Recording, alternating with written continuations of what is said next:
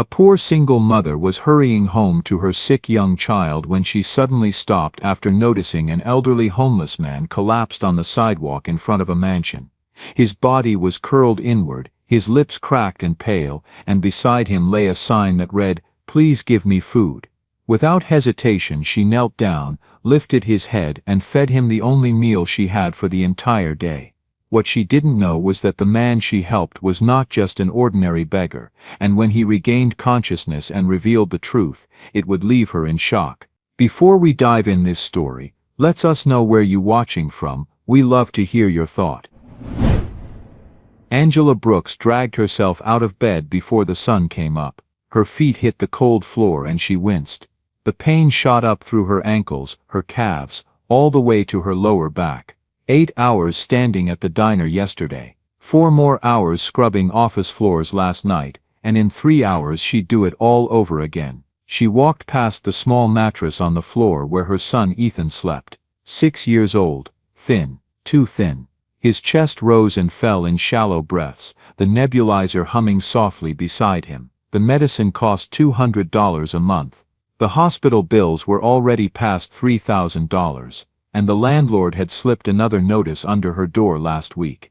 Angela stood in the tiny kitchen, her hands gripping the counter. The skin on her palms was cracked and raw from the cleaning chemicals. She couldn't afford gloves. She couldn't afford a lot of things. But she could afford to keep going.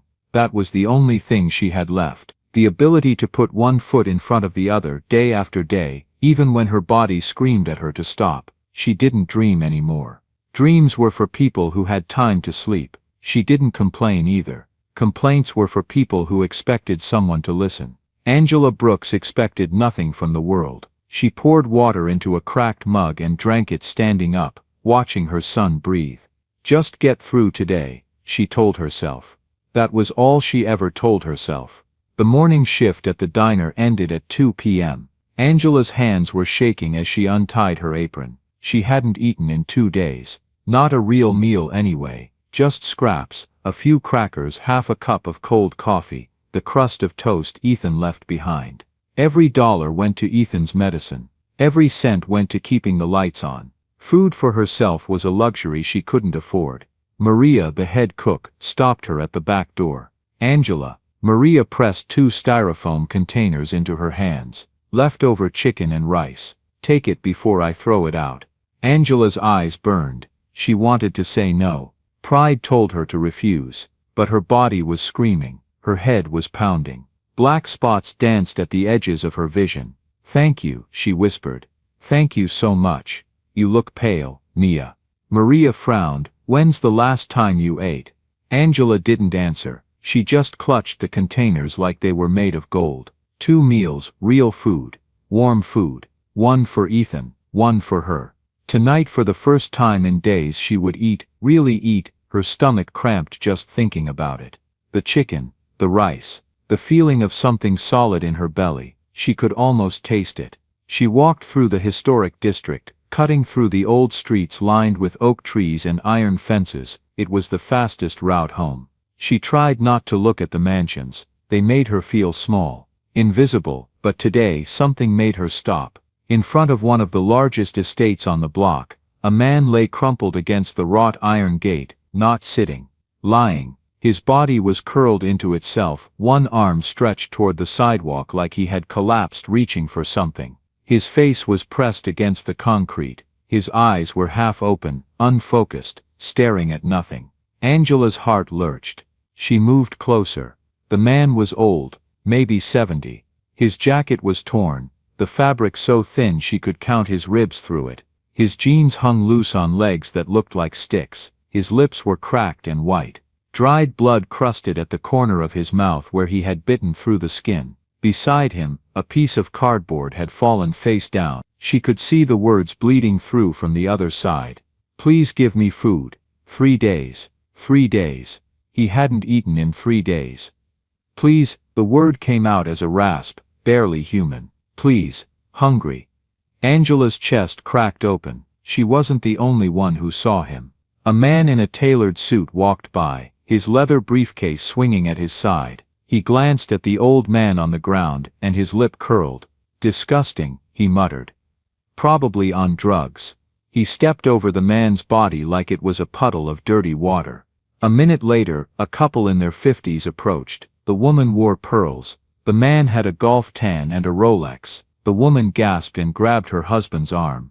"Don't look, Richard. It's depressing. Someone should call someone," the husband said, pulling out his phone. "Not to dial 911.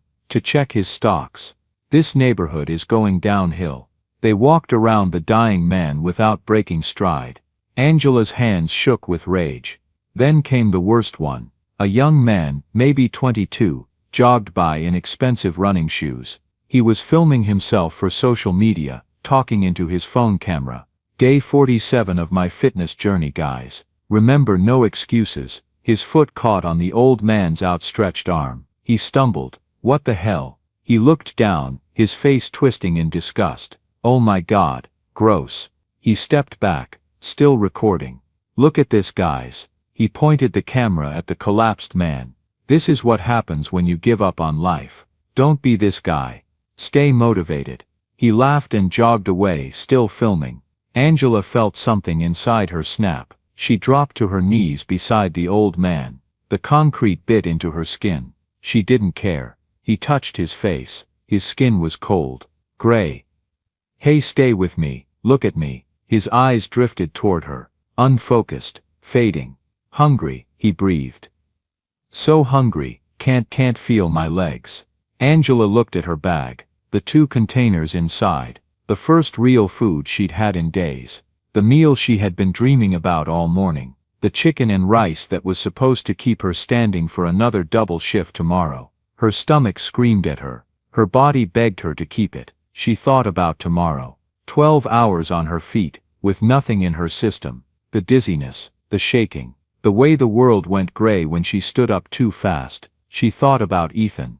About how she needed to stay strong for him. How she couldn't collapse, couldn't get sick, couldn't stop. And then she looked at this man. Dying on the sidewalk, invisible to everyone. 3 days without food. His body shutting down right in front of her. Angela reached into her bag. Her hands were trembling as she pulled out her container. Her meal, her only meal. She opened it. The smell of chicken and rice hit her like a wave. Her mouth watered. Her stomach cramped so hard she almost doubled over. God, she was so hungry.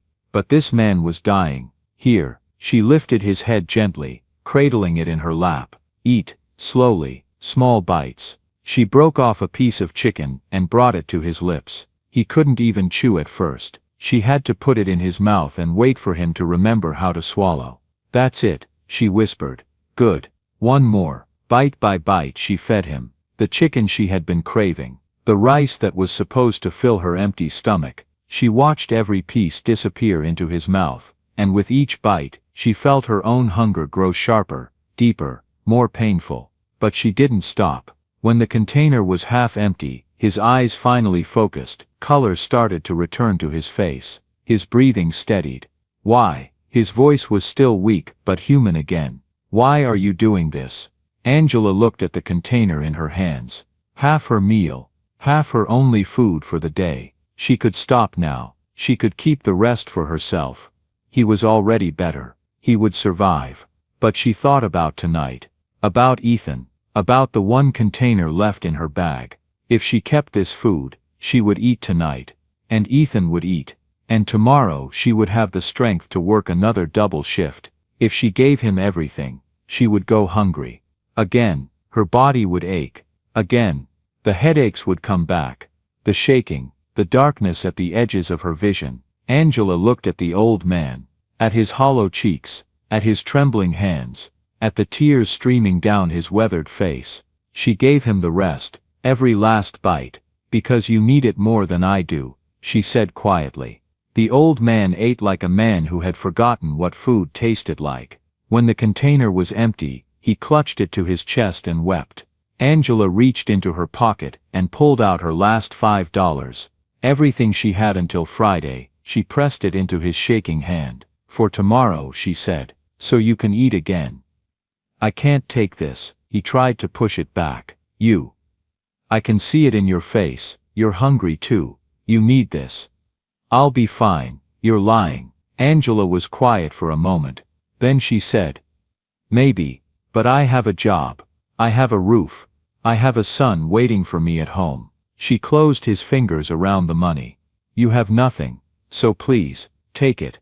The old man looked at her, really looked at her. His eyes, clearer now, alive now, studied her face like he was trying to memorize it. "What's your name?" he asked. "Angela." He nodded slowly. Something shifted in his expression, something she couldn't quite read. "I'm Daniel," his voice cracked, "and I will never forget you, Angela. As long as I live, I will never forget what you did today." Angela gave him a tired smile.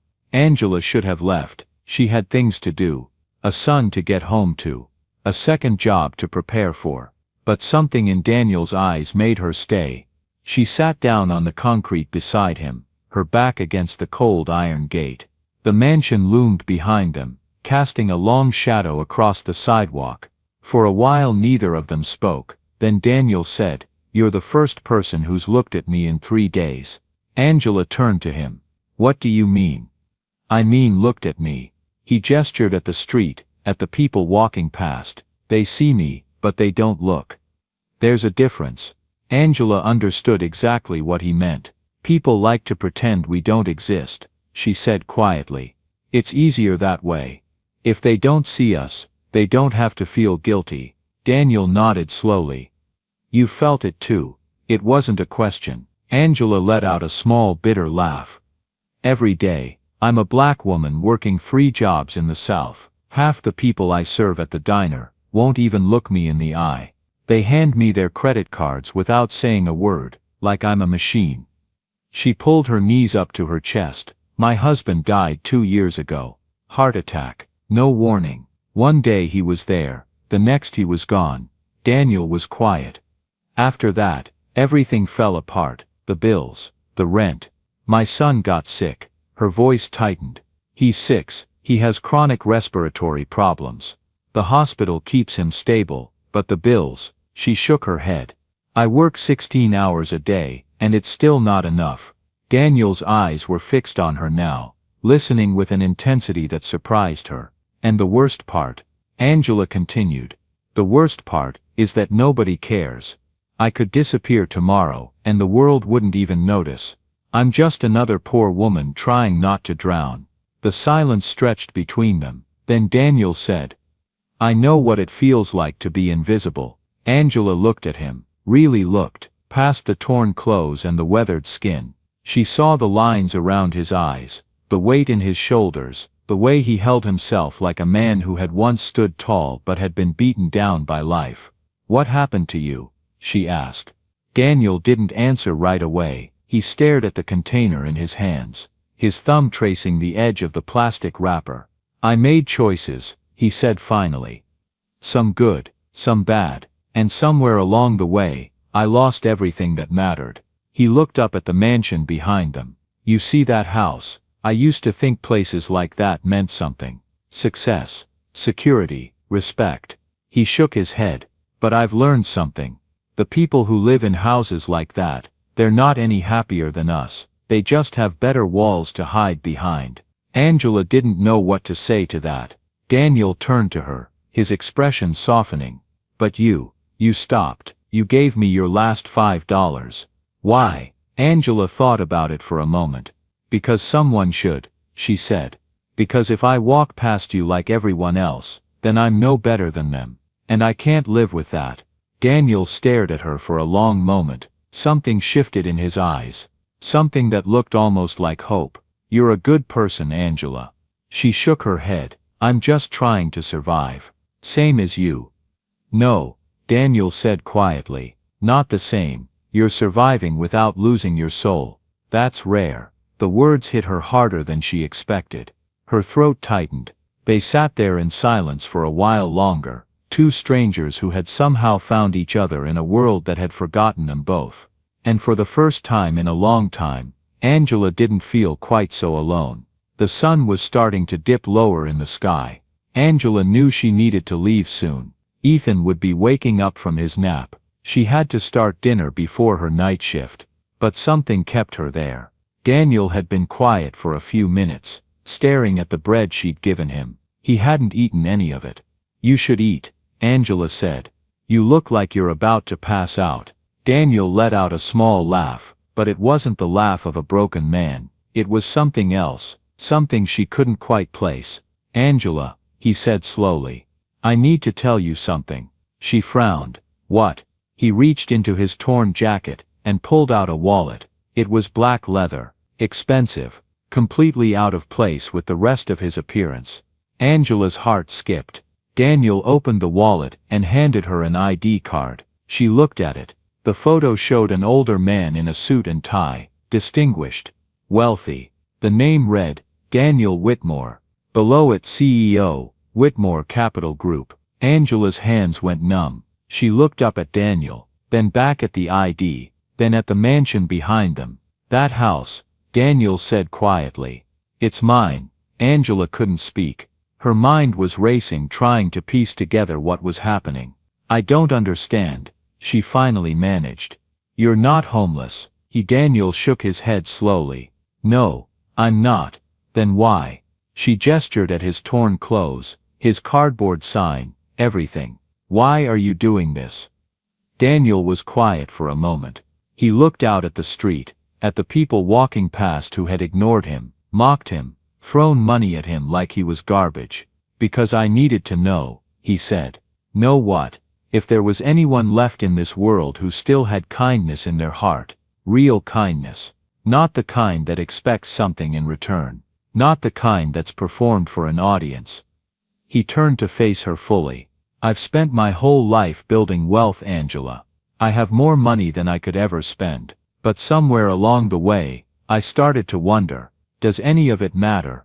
Do people actually care about each other anymore? Or have we all become so obsessed with our own comfort that we've forgotten how to be human?" Angela felt like the ground had shifted beneath her. "So I decided to find out," Daniel continued. "I put on these clothes. I sat on this street, and I watched. I watched hundreds of people walk by.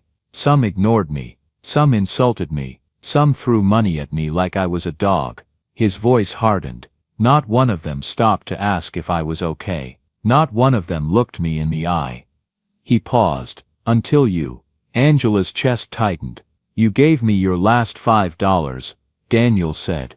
"You didn't know who I was. You didn't expect anything in return. You just helped. Because it was the right thing to do." He reached out and gently took her hand. "Angela, I've met presidents. I've dined with billionaires.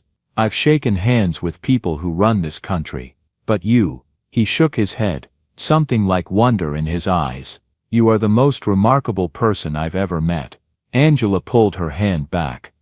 Her mind was still spinning. "This is crazy," she said. "This is absolutely crazy. You're telling me you're a billionaire who dresses up like a homeless person to test people's kindness. I know how it sounds. It sounds insane." Daniel nodded. "Maybe it is.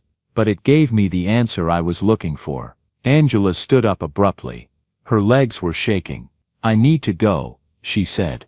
"My son." "Wait." Daniel stood up too, moving with a steadiness that didn't match his appearance. "Please, just hear me out." Angela hesitated. Daniel's expression was serious now. Focused. "Your son is sick. You're drowning in medical bills. You work 3 jobs, and it's still not enough." He stepped closer. "Let me help you." Angela's jaw tightened. "I don't need charity." "This isn't charity," Daniel said firmly. "This is something else. Call it balance. Call it the universe correcting itself." He reached into his wallet again and pulled out a black credit card. He held it out to her. "This will cover your son's medical bills. All of them. Every last cent." Angela stared at the card. Her heart was pounding so hard she could hear it in her ears. "I can't take that," she whispered. "Yes, you can." Daniel's voice was gentle but unwavering. "You didn't help me because you wanted something in return. So I'm not giving you this because I expect anything from you. I'm giving it to you because you deserve it, because your son deserves it, because good people shouldn't have to suffer just because the world is broken." Angela felt tears burning behind her eyes. She blinked them back furiously. "Why me?" she asked. Out of everyone in this city, why me? Daniel smiled. It was a real smile, warm, genuine. Because you stopped, he said. Because when everyone else walked away, you stayed. Because you looked at me like I was a person, not a problem. He pressed the card into her hand. That's worth more than you'll ever know. Angela looked down at the card.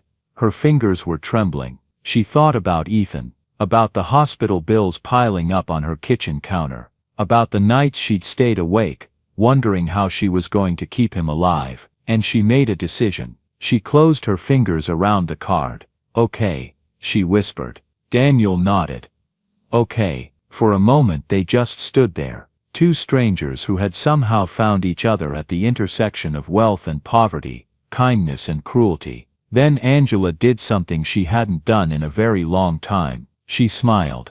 The next morning, Angela woke up before dawn. She lay in bed, staring at the ceiling, her mind replaying everything that had happened. The black credit card sat on her nightstand. She had looked at it a dozen times already, half expecting it to disappear. It didn't. Ethan coughed in his sleep, a wet rattling sound that made her chest tighten. She got up quietly and checked his forehead. Warm, too warm. By 8 a.m., she was at the hospital. The receptionist barely looked up when Angela approached the desk. Name? Ethan Brooks. He's been admitted before. I need to speak to someone about his bills. The receptionist typed something into her computer, then frowned. Ma'am, you have an outstanding balance of $4,200. We can't provide additional treatment until I can pay. The receptionist looked up, surprised. Angela slid the black card across the counter. Her hand was steady, but her heart was pounding. The receptionist picked up the card, examined it, then ran it through the machine. A moment later, her eyebrows shot up. This covers everything, she said slowly. The outstanding balance, the upcoming treatments, everything. Angela exhaled. For the first time in months, she felt like she could breathe. Is there a problem? She asked. No ma'am, no problem at all. The receptionist's tone had changed completely, warmer, more respectful. Funny how money did that. Your son can be seen immediately. I'll have a nurse come get you. Angela nodded and walked to the waiting area. She sat down heavily in one of the plastic chairs and put her face in her hands. It was real. It was actually real. Her phone buzzed, a text from an unknown number. I hope this helps. You don't owe me anything. Daniel. Angela stared at the message. Her throat tightened. She typed back. Why are you doing this? The response came quickly. Because I can, and because you deserve it. Angela didn't know how to respond to that, so she just sat there, holding her phone, watching the nurses walk by, listening to the beeping of machines somewhere down the hall. For years she had carried everything alone. The bills, the fear, the weight of being the only thing standing between her son and disaster. And now suddenly, someone else was standing with her. It didn't feel like charity. It felt like something else. It felt like balance. 2 days later Daniel called. How's Ethan? He asked. Angela was sitting on her porch watching the sun go down. Ethan was inside, sleeping peacefully for the first time in weeks. The new medication was working. He's better, she said. Much better. The doctors say he's responding well to treatment. Good. Daniel's voice was warm. That's good. There was a pause. I don't know how to thank you, Angela said quietly. I've been trying to find the words but I don't have them. Then don't. Daniel said simply. I didn't do this to be thanked. I did it because it was right. Angela shook her head, even though he couldn't see her. You keep saying that. But people don't just do things like this. Not in my experience. Maybe that's the problem, Daniel said. Maybe we've all gotten so used to people being selfish that we've forgotten what kindness looks like. Angela was quiet for a moment. Can I ask you something? She said. Anything. That day on the street, when you were pretending to be homeless, what were you really looking for? Daniel didn't answer right away. She could hear him breathing on the other end of the line. I was looking for proof, he finally said. Proof that humanity wasn't completely lost. Proof that there were still people who cared about something other than themselves. And did you find it? I found you. Angela felt something shift in her chest. something she hadn't felt in a very long time. Hope, I want to help you more, Daniel continued. Not just with the medical bills. I want to help you build a real life, a stable life. For you and Ethan. Angela's grip tightened on the phone. I don't want to be a project. I don't want to be someone you save and then forget about. That's not what this is, Daniel said firmly. This isn't about saving you, Angela. This is about, I don't know, connection, meaning, something real in a world full of fake people and empty gestures. He paused. I'm 70 years old. I've built companies. I've made more money than I could ever spend. But I've never felt like any of it mattered. Not really. Not until that day on the street, when you knelt down beside me and offered me your last $5. Angela closed her eyes. Let me be part of your life, Daniel said softly. Not as a benefactor. Not as a savior. Just as someone who cares. Angela didn't answer right away. She thought about all the years she had spent alone. All the time she had wished for someone, anyone, to share the burden. And now here he was, a 70-year-old billionaire who had disguised himself as a homeless man just to find out if kindness still existed. It was insane. Absolutely insane. But maybe that's what made it real. Okay, she said finally. Okay. Daniel didn't call every day. He didn't send flowers or make grand gestures. He didn't try to impress her with his wealth or his connections. Instead, he did something much simpler. He showed up. The first time Angela found a bag of groceries on her doorstep. Rice, beans, fresh vegetables. A small note tucked inside. For the week. No need to thank me. She hadn't told him she was running low on food. He just knew. The second time, it was a pot of chicken soup. Still warm. Another note for Ethan. Soup helps. Angela stood in her doorway, holding the pot, and felt something crack open inside her. When was the last time someone had cooked for her? She couldn't remember. A week later, Daniel came by in person. It was raining. A soft, steady drizzle that turned the streets gray and quiet. Angela was in the kitchen trying to figure out what to make for dinner with the little she had left. There was a knock at the door. She opened it to find Daniel standing there, a paper bag in his arms. He was wearing a simple jacket. Nothing fancy. His white hair was damp from the rain. I brought chicken, he said. Figured you might need help cooking. Angela blinked. You cook? Not well. He smiled. But I can chop vegetables. She stepped aside to let him in. They worked together in the small kitchen, side by side. Daniel chopped onions while Angela seasoned the chicken. They didn't talk much. Just the sound of the knife on the cutting board. The sizzle of oil in the pan. The rain tapping against the window. It felt comfortable. Natural. Like they had done this 100 times before. When dinner was ready, they sat at the small table. Ethan was already asleep in the other room. His breathing steady and clear. This is good, Daniel said, taking a bite. Angela shrugged. It's nothing special. It's home-cooked. That makes it special. They ate in silence for a while. Then Angela said, Can I ask you something? Always. Why do you keep coming here? You could be anywhere. Doing anything. Why spend your time with us? Daniel set down his fork. He looked at her with those steady, quiet eyes. Because this is real, he said. This kitchen. This food. You and Ethan. It's more real than anything I've had in years. Angela didn't know what to say. I have a big house, Daniel continued. Empty rooms. Expensive furniture. But it's just stuff. It doesn't mean anything. This, he gestured around the small kitchen. This means something. Angela felt her throat tighten. My house is tiny, she said. The stove barely works. Half the outlets don't have power. Daniel smiled. A house with people in it is a home. Everything else is just architecture. Angela looked down at her plate. She didn't trust herself to speak. Over the next few weeks, Daniel became a quiet presence in their lives. He didn't move in. He didn't take over. He just existed alongside them, dropping by with groceries, helping fix the leaky faucet Angela had been ignoring for months, sitting with Ethan while Angela worked her shifts. One evening, Angela came home to find Daniel on the floor of the living room, helping Ethan build a tower out of wooden blocks. Higher, Ethan was saying. We need to make it higher. If we go any higher it's going to fall. Daniel warned. That's the fun part. Daniel laughed. Actually laughed. A real genuine sound that Angela hadn't heard from him before. She stood in the doorway watching them. Something warm spread through her chest. Ethan looked up and saw her. Mama, look what we built. I see it, baby. It's beautiful. Daniel looked up too. Their eyes met. He didn't say anything. He didn't need to.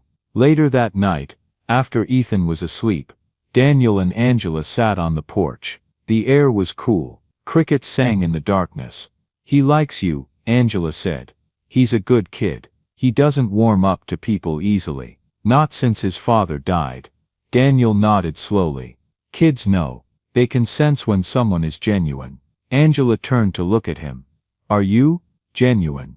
Daniel met her gaze. I'm trying to be. For the first time in a long time. They sat in silence for a while. Then Daniel said something that made Angela's breath catch. I've been thinking, he said quietly, almost to himself, about what I want to leave behind. When I'm gone. Angela frowned. What do you mean? He shook his head slightly. Nothing. Just thinking out loud. But Angela heard something in his voice. Something heavy. Something unspoken. She didn't push. Some things needed time. Instead she just sat there with him, watching the stars, feeling, for the first time in years, like she wasn't carrying everything alone. Victor Whitmore was not a patient man. He sat in his corner office on the 32nd floor, staring at the financial reports spread across his desk. The numbers were good. The company was thriving. But none of that mattered if his uncle kept making reckless decisions. His assistant knocked and entered. Sir, the surveillance report you requested. Victor took the folder and flipped it open. Photos. Bank statements. Transaction records. His jaw tightened. 3 wire transfers in the past month. All to the same recipient. Angela Brooks. Victor didn't know everything. What he had were fragments. A wire transfer flagged by compliance. A private investigator's incomplete report. A few photos taken from across the street. Enough to suspect.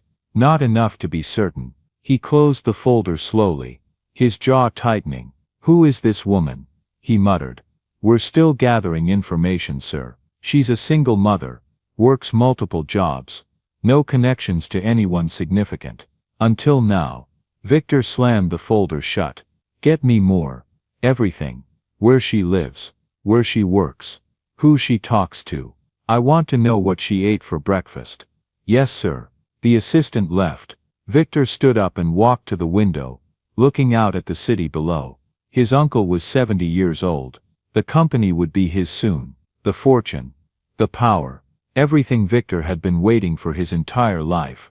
And now some random woman from the streets was threatening to ruin everything. He pulled out his phone and dialed. It's me, he said when the line connected. We have a problem, and I need you to help me fix it. 2 days later Victor made his move. Angela was walking home from the diner, when a black car pulled up beside her. The window rolled down revealing a man in an expensive suit. Handsome. Polished. Smiling. Angela Brooks, he said. She stopped. Who's asking? My name is Victor Whitmore, Daniel's nephew. He opened the car door and stepped out extending his hand. I've heard so much about you. I wanted to introduce myself. Angela didn't take his hand. Something about him felt off. Too smooth. Too rehearsed. Daniel didn't mention you, she said.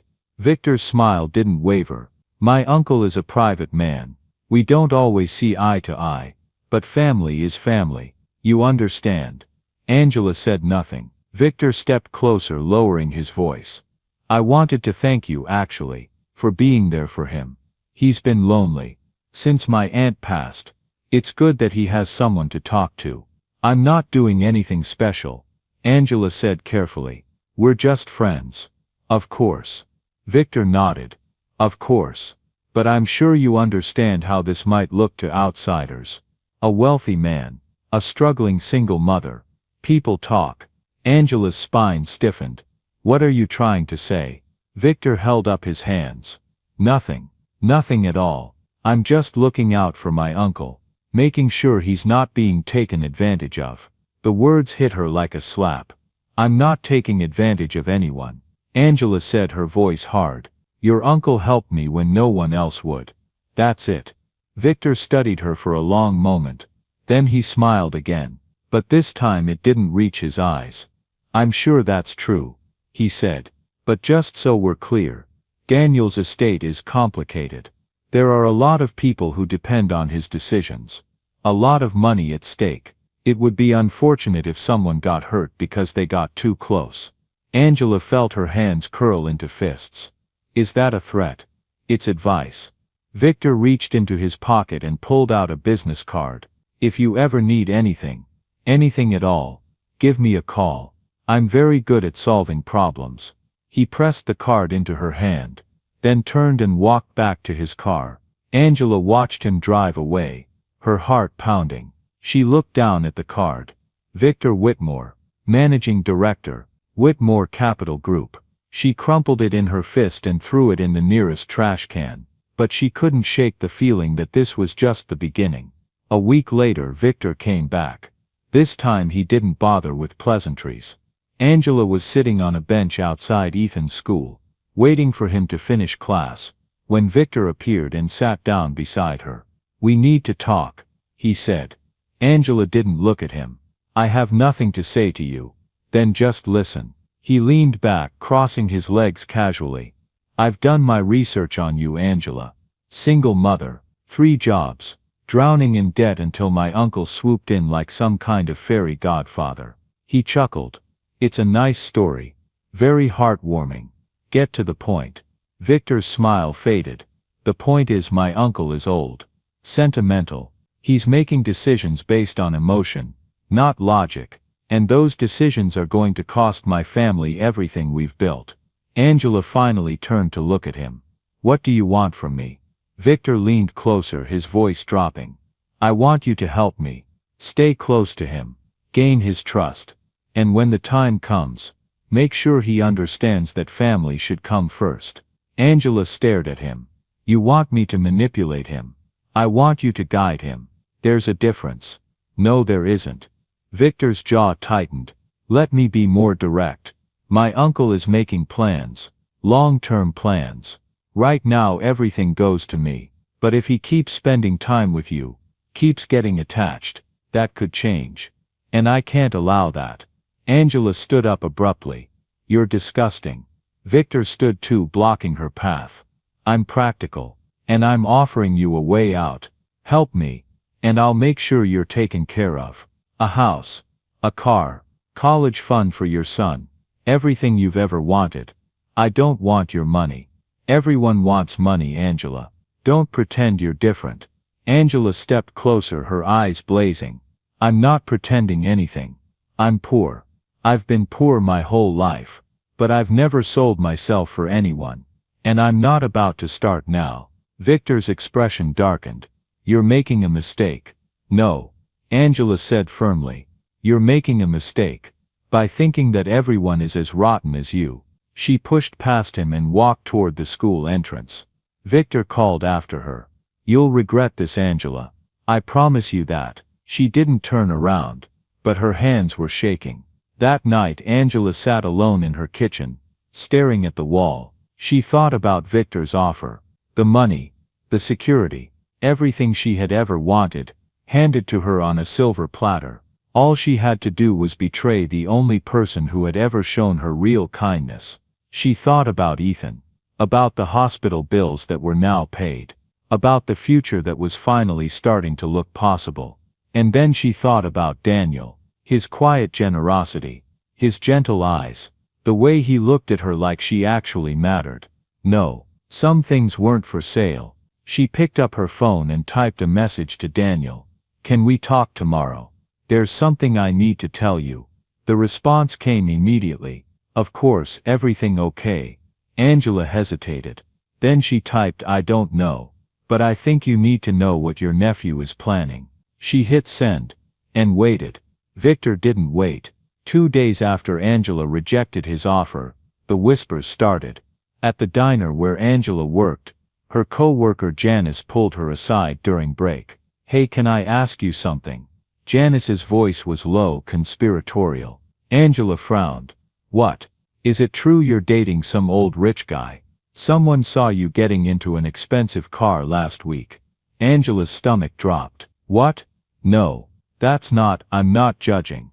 Janice held up her hands. "I'm just saying if you've got a sugar daddy situation going on, good for you. Get that bag, girl." "That's not what's happening," Angela said firmly. "He's just a friend." But Janice's expression said she didn't believe her. And she wasn't the only one. At Ethan's school, one of the other mothers gave Angela a look when she picked up her son. A knowing, judgmental look that made Angela's skin crawl.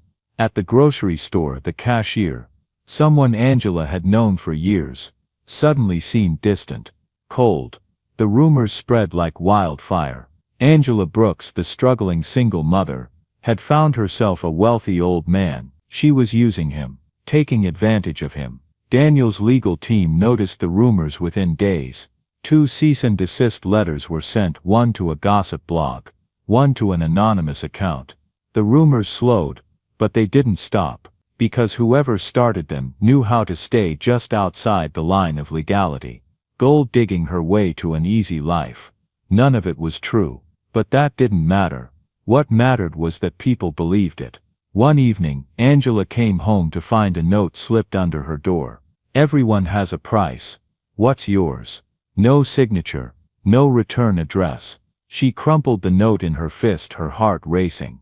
Victor was watching her, tracking her, trying to break her down. And the worst part, it was working. Not because she believed the rumors, not because she cared what strangers thought of her, but because late at night, when she was alone with her thoughts, a small voice whispered in the back of her mind, "What if they're right? What if you are using him? What if everything you've told yourself about why you accepted his help is just a lie you tell to feel better?" Angela sat on the edge of her bed, her head in her hands. She thought about Daniel, about his kindness, his trust. What if she didn't deserve it? What if she was exactly what Victor said she was? A poor woman latching onto a rich man because she had no other options. The doubts ate at her. Night after night, day after day. She stopped returning Daniel's calls. When he came by with groceries, she pretended she wasn't home. When he texted, she gave short, distant responses. She told herself she was protecting him, protecting them both. But really she was just afraid. Afraid that if she looked too closely at herself she wouldn't like what she saw. Daniel noticed the change. Of course he did. One afternoon, he showed up at Angela's door unannounced. She opened it reluctantly, keeping the chain on. "Angela." His voice was concerned. "Is everything okay? I haven't heard from you in days." "I'm fine," she said quickly. "Just busy. Work has been crazy." Daniel studied her through the gap in the door. "You're lying." Angela's jaw tightened. "I'm not lying. I need some space." "Space from what?" "From this. From us." Daniel was quiet for a long moment. When he spoke again, his voice was soft, gentle. "Did something happen? Did someone say something to you?" Angela wanted to tell him. She wanted to spill everything. Victor's threats, the rumors, the doubt that was eating her alive. But she couldn't. Because if she told him, he would try to fix it. He would confront Victor. And Victor would destroy him. She was sure of it. "Nothing happened," she said. "I just think, maybe this was a mistake. You helping me. Us getting close. It's not right. Not right." Daniel's brow furrowed. "Angela, what are you talking about? You're a billionaire, Daniel. I'm a nobody. People are talking. They think I'm using you. And maybe," she swallowed hard, "maybe they're not wrong. That's ridiculous." "Is it?" Her voice cracked. "You paid my son's hospital bills. You buy me groceries. You show up at my house like we're family. But we're not family, Daniel. We're strangers who met on a street corner 3 weeks ago." Daniel didn't move, didn't speak. Angela forced herself to keep going. "I think it's better if we stop. Before this gets more complicated." Before someone gets hurt. The silence stretched between them. Finally Daniel nodded slowly. If that's what you want. It is. He looked at her for a long moment. She could see the hurt in his eyes. The confusion. The questions he wanted to ask but wouldn't. Okay, he said quietly. I understand. He turned and walked away. Angela closed the door and leaned against it, her whole body shaking. She had done the right thing. She had protected him. So why did it feel like she had just made the biggest mistake of her life? The days that followed were empty. Angela went to work, came home, took care of Ethan, did everything she was supposed to do, but the light had gone out of her days. She didn't realize how much Daniel's presence had meant until it was gone. The little things, the groceries on her doorstep, the warm soup, the quiet conversations on the porch, they had become the foundation of something she hadn't even known she was building. And now it was gone. She told herself it was better this way, safer. But late at night, when Ethan was asleep and the house was quiet, she would sit in the kitchen and stare at her phone. No messages from Daniel. No calls. Nothing. He was respecting her wishes. And it was killing her. If you're feeling Angela's pain right now, you're not alone. Hit that subscribe button and stay with us. Because this story isn't over. And what happens next will break your heart before it puts it back together. It happened on a Tuesday night. Angela was finishing her shift at the diner when her phone rang. She didn't recognize the number, but something made her answer. Is this Angela Brooks? A woman's voice. Professional. Urgent. Yes. This is Savannah Memorial Hospital. Your son Ethan has been admitted to the emergency room. You need to come immediately. Angela's whole body went cold. What happened? Her voice came out as a whisper. Is he okay? He's stable for now, but his condition is serious. Please come as soon as you can. Angela didn't remember hanging up the phone. She didn't remember grabbing her bag or running out of the diner. She didn't remember the bus ride to the hospital.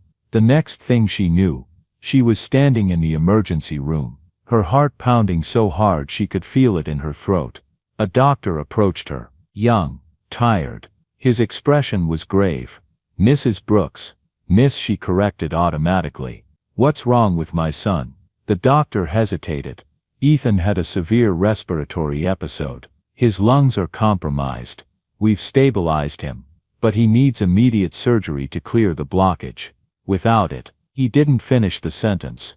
Angela's knees buckled. She grabbed the wall to steady herself. Do it, she said. Do whatever you have to do. There's a problem. The doctor's voice was careful.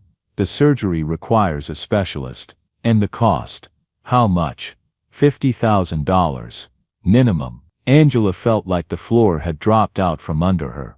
$50,000. She didn't have $50. I can't. Her voice broke. I don't have that kind of money. The doctor looked at her with something like pity. I'm sorry, Miss Brooks. We've stabilized Ethan. He's not in immediate danger anymore. But he needs a specialized surgical team. One that's not covered under emergency care. We can arrange the surgery, but the specialist requires a private contract. Angela wanted to scream. She wanted to grab this man by his white coat and shake him until he understood that her son was dying. And policy didn't matter. Nothing mattered except saving him. But she couldn't move. Couldn't speak. Couldn't do anything except stand there as her world collapsed around her. Then through the fog of panic, a single thought broke through. Daniel.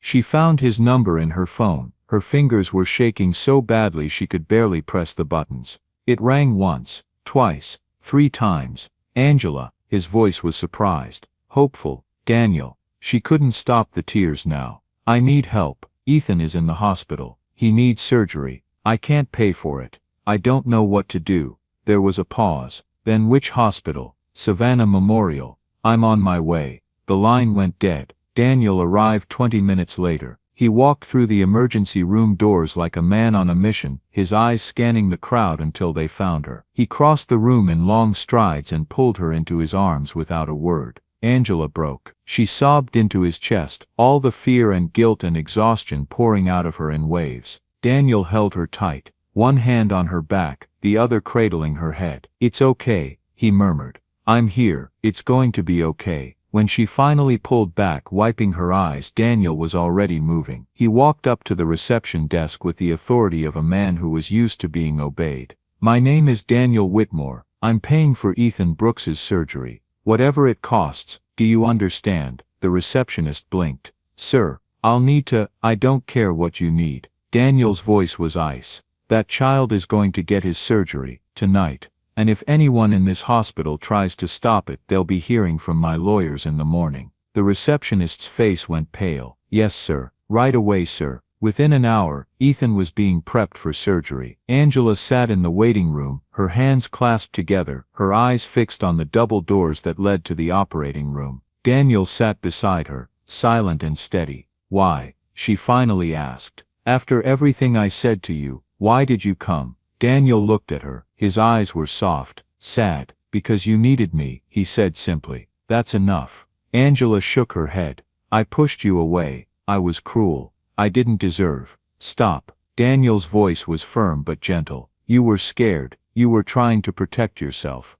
I understand that. I was trying to protect you." Angela whispered. "Victor, he threatened me. He said if I didn't help him manipulate you, he would destroy me. He's the one who started the rumors. He's been watching me, following me." Daniel's jaw tightened. "I know." Angela looked up sharply. "You know?" "I've known for a while. Victor isn't as clever as he thinks he is." Daniel let out a slow breath. "But I wanted to see what you would do. If you would come to him, if you would betray me." And Daniel smiled. A real smile, warm and proud. "You didn't." The surgery took 4 hours. Angela paced the waiting room. She sat. She stood. She paced again. Daniel stayed with her the entire time, a quiet presence that kept her from falling apart. Finally the doctor emerged. Angela rushed toward him. "Is he okay? Is my son okay?" The doctor smiled. "The surgery was successful. Ethan is going to be fine." Angela's legs gave out. Daniel caught her before she hit the floor. She buried her face in her hands and wept. Later, after Ethan was moved to a recovery room, after the nurses had assured her that he was stable, after Daniel had stepped outside to make some calls, Angela sat alone by her son's bedside. Ethan's eyes fluttered open. "Mama." Angela took his small hand in hers. "I'm here, baby. I'm right here. I had a dream," Ethan said weakly. "There was a nice old man. He said everything was going to be okay." Angela's throat tightened. "He was right, baby. Everything is going to be okay." But outside in the hospital hallway, Victor was waiting. He stepped out of the shadows as Daniel approached, his arms crossed, his expression cold. "Uncle," he said, "we need to talk." Daniel stopped. "There's nothing to talk about. There's plenty to talk about." Victor stepped closer, his voice dropping. "You just spent $50,000 on some random woman's kid. Do you have any idea how this looks? The board is asking questions, the shareholders are nervous, and I'm running out of excuses." "Then stop making excuses." Victor's eyes narrowed. "You're risking everything. Our family's legacy, everything our grandfather built. For what? For her. For something you'll never understand," Daniel said quietly. "For decency, for kindness, for the things that actually matter." Victor laughed, a harsh, bitter sound. "Kindness? You think kindness matters? Wake up, old man. Kindness doesn't pay the bills. Kindness doesn't build empires. Kindness is a weakness that people like us can't afford." Daniel looked at his nephew, really looked at him, and for the first time he saw the truth. Victor wasn't just greedy, he was empty, hollow, a man who had everything and nothing at the same time. "I feel sorry for you," Daniel said softly. Victor's face twisted. "You feel sorry for me? I'm going to be running this company when you're dead. I'm going to have everything you built, and there's nothing you can do to stop it." Daniel smiled, a small sad smile. "We'll see about that." He walked past Victor without another word. Victor stood there watching him go, his hands clenched into fists. This wasn't over, not by a long shot. 1 week later Daniel made his move. He didn't announce it, didn't make a spectacle. He simply called a meeting with his lawyers, signed the necessary papers and changed his will. Victor found out the way he always found out, through his network of spies and informants. By the time he burst into Daniel's study, his face red with rage. It was already done. You can't do this. Victor slammed his hands on Daniel's desk. I'm your blood. I'm your family. Daniel looked up from his chair, calm and unmoved. Blood doesn't make family, Victor. Character does. Character. Victor laughed wildly. You're giving everything to a stranger, a woman you met on the street. She's nothing, nobody. She's more than you'll ever be. Victor's face contorted. I'll fight this. I'll take you to court. I'll fight this. I'll take you to court. You'll lose. Daniel's voice was quiet but absolute. I've had my doctors document my mental state. I've had witnesses present at every signing. Every decision I've made is sound and legal. You have no case. Victor stared at him, breathing hard. Why, he finally asked. Why her? What does she have that I don't? Daniel was quiet for a long moment. Then he said something that made Victor's blood run cold. She knelt down in the dirt to feed a stranger. She gave away her last $5 to someone she thought had nothing. She chose kindness when it cost her everything. Daniel's eyes met Victor's. You've never done anything that wasn't for yourself. Not once in your entire life. Victor opened his mouth to respond, but nothing came out. Daniel stood up slowly, his old bones creaking, and walked around the desk until he was standing directly in front of his nephew. I'm not leaving everything to Angela, he said. I'm creating a foundation. Her son will be taken care of. She'll have a stable income, a real chance at life. But the company, he shook his head. The company will be run by people who understand that wealth means nothing without compassion. And me? Victor's voice was barely a whisper. You'll get what you deserve. Nothing more, nothing less. Victor's face went white, then red, then white again. You'll regret this, he said, his voice shaking. I promise you, you'll regret this. He turned and stormed out. Daniel watched him go. He didn't feel triumphant. He didn't feel vindicated. He just felt tired and a little sad, but also for the first time in years at peace. That evening, Daniel drove to Angela's apartment. She opened the door with Ethan on her hip, his small arms wrapped around her neck. The boy was still pale, still recovering, but his eyes were bright, alive. Daniel, Angela's voice was surprised. I wasn't expecting you. I know. Can I come in? She stepped aside to let him enter. They sat at the small kitchen table, Ethan playing with blocks on the floor between them. The room was quiet except for the soft click of wooden blocks stacking and tumbling. I need to tell you something, Daniel said finally. Angela nodded, waiting. I've changed my will. Victor won't be inheriting my estate. Angela's eyes widened. Daniel, I didn't ask you to. I know you didn't. He held up a hand. That's not why I'm telling you this. I'm telling you because, he paused, searching for the right words, because I've been thinking a lot about what family means. Angela was silent. I had a wife once. We were married for 43 years. She was everything to me. When she died, I thought I would never feel that sense of belonging again. That feeling of having someone in your corner, no matter what. His voice grew soft. But then I met you, and Ethan, and something changed. Angela's hands tightened around her cup of tea. Daniel looked at her directly. Family isn't blood. It's not genetics or inheritance or last names. Family is the people who show up when you need them. The people who don't abandon you when things get hard. He reached across the table and took her hand.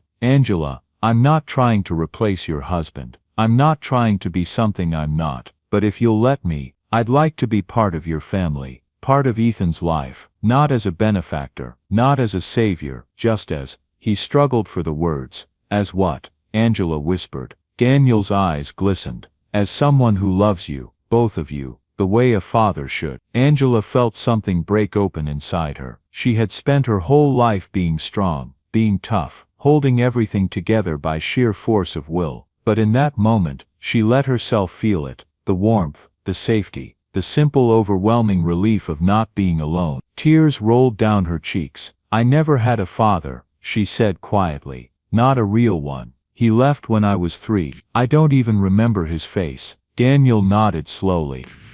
Then we'll learn together, both of us. Angela laughed through her tears, a wet, broken sound that was somehow also full of joy. Okay, she said. Okay. The next few weeks were different. Daniel didn't move in. He didn't take over, he didn't shower them with gifts or grand gestures. Instead he did something far more meaningful. He was present. He showed up for breakfast on Saturday mornings, bringing fresh bread from the bakery down the street. He helped Ethan with his homework, patiently explaining math problems that made Angela's head spin. He sat with Angela on the porch in the evenings, talking about nothing and everything. One night, after Ethan was asleep, they sat together in the dim kitchen, 2 cups of tea growing cold between them. "I want to ask you something," Daniel said. Angela looked up. "Okay, I'm not going to give you more money. I'm not going to buy you a house, or a car, or any of the things people expect from someone like me." Angela frowned. "I don't understand. What I'm offering is different."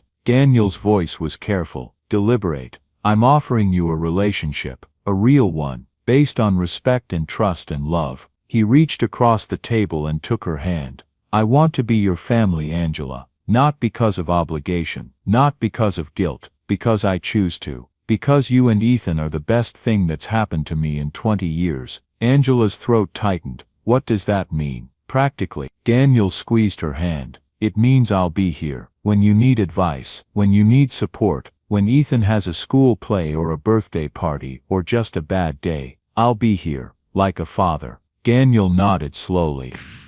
"If you'll have me." Angela was quiet for a long moment. She thought about her own father. The man who had left, the man who had never looked back, the void he had left in her life that she had spent 30 years trying to fill. And then she thought about Daniel, the man who had dressed as a beggar to find kindness, the man who had saved her son's life, the man who sat in her tiny kitchen drinking cold tea like it was the finest wine. "I never had a father," she said finally. "Not a real one. I don't know how to be someone's daughter." Daniel smiled gently. "That's okay. I never had a daughter either. We'll figure it out together." Angela felt the tears coming again. She didn't try to stop them. "Okay," she whispered. "Okay." Daniel stood up and walked around the table. He knelt down beside her chair, his old knees creaking, and wrapped his arms around her. Angela buried her face in his shoulder and cried. Not from sadness, not from fear, from something she had almost forgotten how to feel. Hope. Ethan recovered slowly. Each day he grew a little stronger, a little louder, a little more like the energetic 6-year-old he was supposed to be. Daniel visited often. He would sit on the floor and play with blocks. He would read stories in funny voices that made Ethan giggle. He would carry the boy on his shoulders through the park, pretending to be a horse while Ethan held on tight.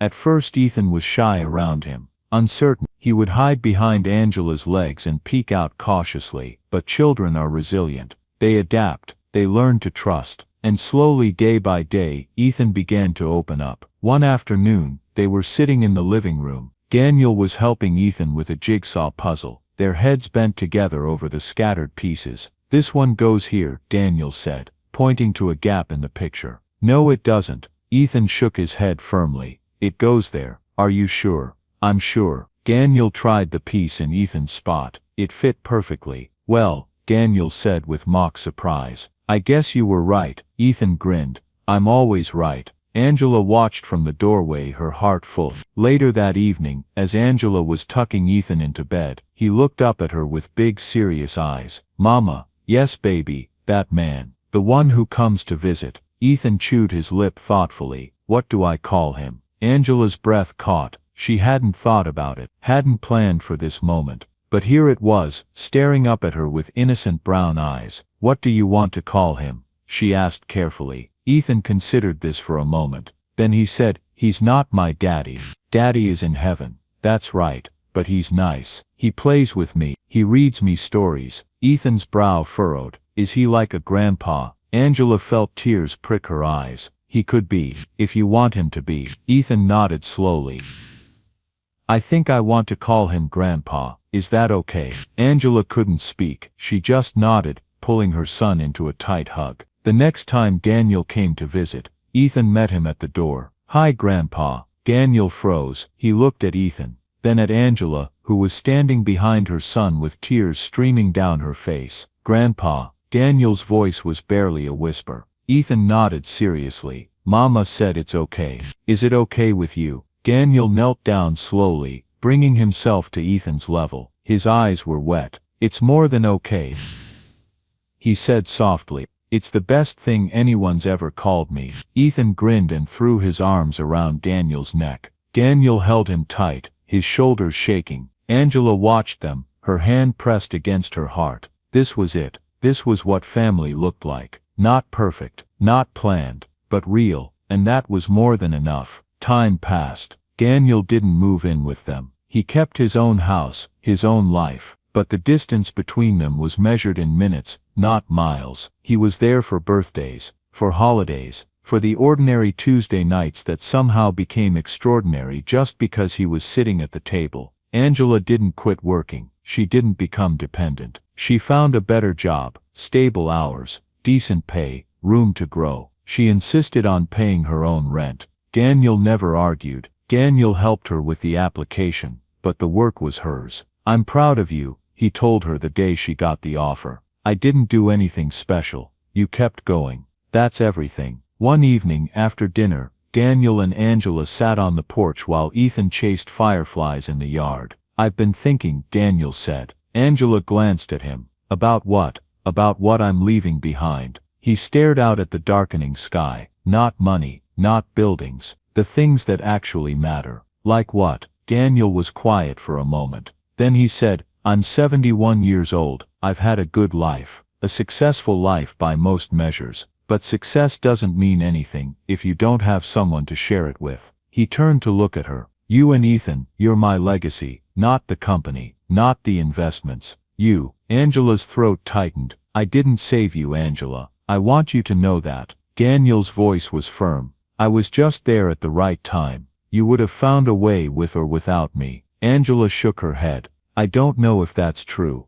"It is." Daniel reached over and took her hand. "You're the strongest person I've ever met, and I'm honored to be part of your life." Angela squeezed his hand. "You're not just part of our life," she said softly. "You're family." Daniel smiled, and for a long moment they just sat there, watching Ethan run through the yard, his laughter floating up to them like music. This was enough. This was everything. 1 year later, a cold morning in Savannah, Angela walked down the familiar streets of the historic district, Ethan's hand in hers. Daniel walked beside them, slower now than he used to be, but still steady. They were heading to the park for a picnic. Nothing special, just a Saturday morning together. And then Angela saw him, a man, sitting on the sidewalk, hunched against a brick wall, a cardboard sign propped beside him. "Please help, hungry." Angela stopped. Ethan looked up at her. "Mama, what's wrong?" Angela stared at the man. His clothes were ragged. His shoes had holes. He looked like he hadn't eaten in days. He looked exactly like Daniel had, 1 year ago. Without a word, Angela reached into her bag and pulled out the sandwich she had packed for lunch. She walked over to the man, and knelt down beside him. "Hey," she said softly, "have you eaten today?" The man looked up at her with tired, hopeless eyes. "No, ma'am, not today." Angela pressed the sandwich into his hands. "Here,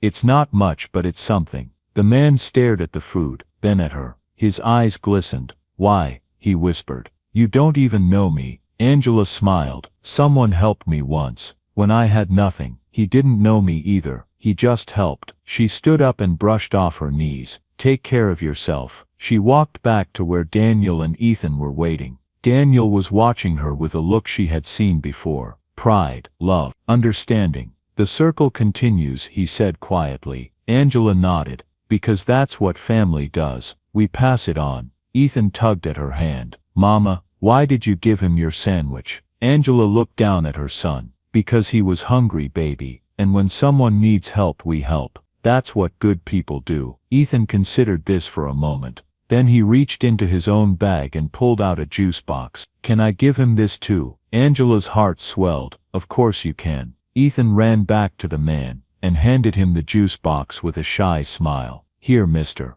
I hope you feel better." The man's face crumpled. "Thank you, son. God bless you." Ethan ran back to his mother, beaming. Daniel put his hand on Angela's shoulder. "You did good," he said. "Both of you." Angela looked at her son, at the man who had become her father, at the stranger on the sidewalk who had just received a small piece of hope, and she understood something. Family isn't where you come from, it's where you choose to belong. It's the people who show up, who stay, who love you not because they have to, but because they want to. Daniel, Ethan, herself, they were family, not by blood, but by choice. And that was the most powerful kind of all. The sun rose over Savannah, painting the sky in shades of gold and pink. 3 figures walked through the park together. An old man, a young woman, and a small boy. They were laughing, they were together, they were home. Family isn't where you're born, it's where you learn to love, the right way. If this story touched your heart,